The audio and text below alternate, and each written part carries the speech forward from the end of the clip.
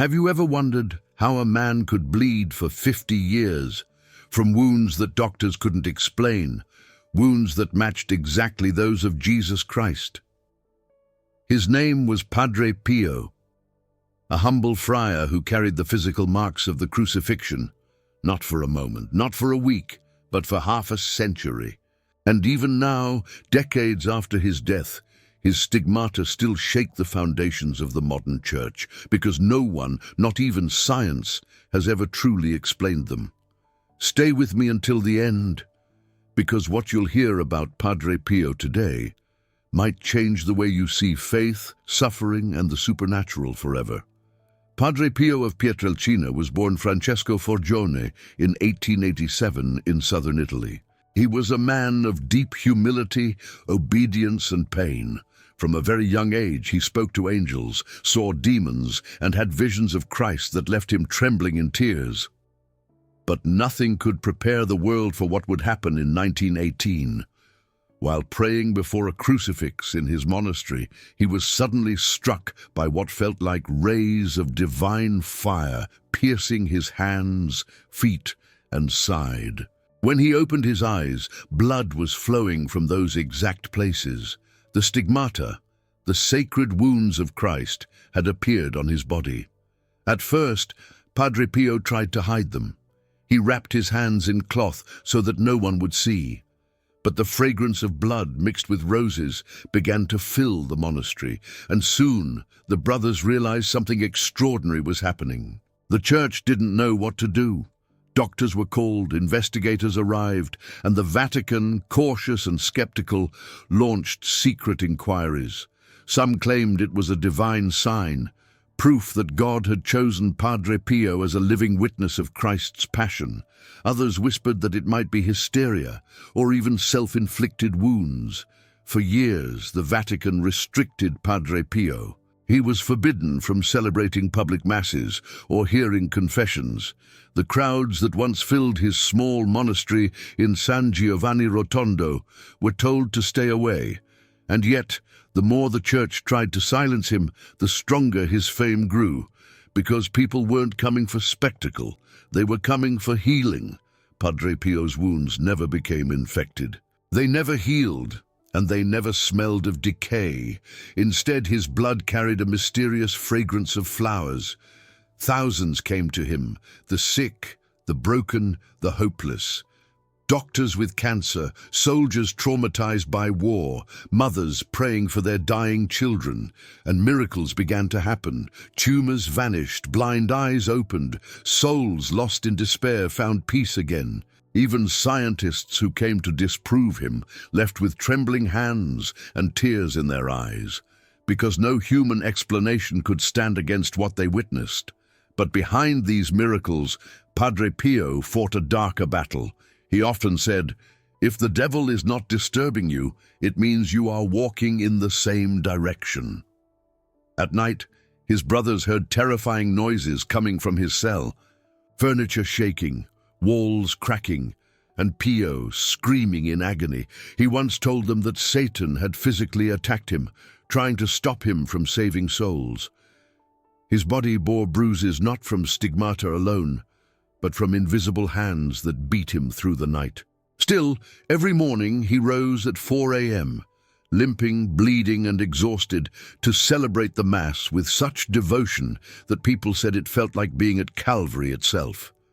When modern scientists studied his wounds, they couldn't believe what they saw. The skin around the stigmata was open, but there was no infection, no pus, no tissue breakdown. Just fresh, clean wounds that bled constantly, but never smelled of decay. Medical records from the Vatican archives described the phenomenon as scientifically inexplicable. One physician, Dr. Luigi Romanelli, declared after examining Pio, "These wounds are beyond the reach of any natural explanation." And yet, the Church remained cautious, because miracles are dangerous things. They inspire faith, but also controversy. Even today there are priests who whisper that the Church fears what the stigmata reveal, that divine suffering still has power in a world that no longer believes in sin. Padre Pio's wounds were not a punishment. They were an invitation, a visible reminder that true faith is not about comfort, it's about sacrifice. He used to say, "The cross is the school of love." Every drop of blood that fell from his hands was a sermon stronger than any words could ever be. Because through his pain, he reminded millions that Christ's suffering was not just a story, it was alive, happening again through him. And that is what shocks the modern church most. In a time when faith has become convenient, Padre Pio stood as proof that holiness still costs something. Padre Pio didn't just bear wounds, he bore knowledge that frightened even the faithful. He predicted wars. He foresaw the rise of moral corruption. He warned of a time when the church itself would forget the power of suffering. One day, when asked what the greatest danger to faith would be, he replied, "When the world stops believing in the cross." And perhaps that's why his stigmata still shock us, because they confront us with the part of Christianity we try to avoid, the part that bleeds. On September 23rd, 1968, Padre Pio whispered his final words, "Jesus, Mary." And as he took his last breath, the wounds that had bled for 50 years suddenly closed.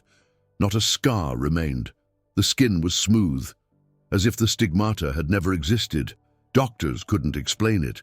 The same wounds that defied science for decades disappeared the moment he entered eternity. Today, his body rests incorrupt, preserved, peaceful, as if even death refused to touch the one who bore Christ's pain. Because Padre Pio's wounds challenge everything that modern faith tries to sanitize. We live in an age that avoids pain, that seeks comfort and control. But Padre Pio reminds us that the deepest miracles are often born through suffering, and that real holiness still leaves a mark. His story continues to move millions because it calls us back to what faith truly means, not perfection, but surrender. In a church torn between skepticism and spirituality, Padre Pio stands like a wound that refuses to close, a sign that the divine still breaks into the human, and that love, when it bleeds, still heals the world. Lord, teach me to carry my cross with faith, to find purpose in my suffering, and to believe, like Padre Pio did, that even pain can become a prayer. If this message touched you, write in the comments, "I believe." Because every word of faith written here becomes a light in this world of darkness. And don't forget, subscribe to this channel for more stories that restore your faith and open your heart to God's mysteries. Until next time, remember, the wounds of Christ are not a tragedy. They are the language of love.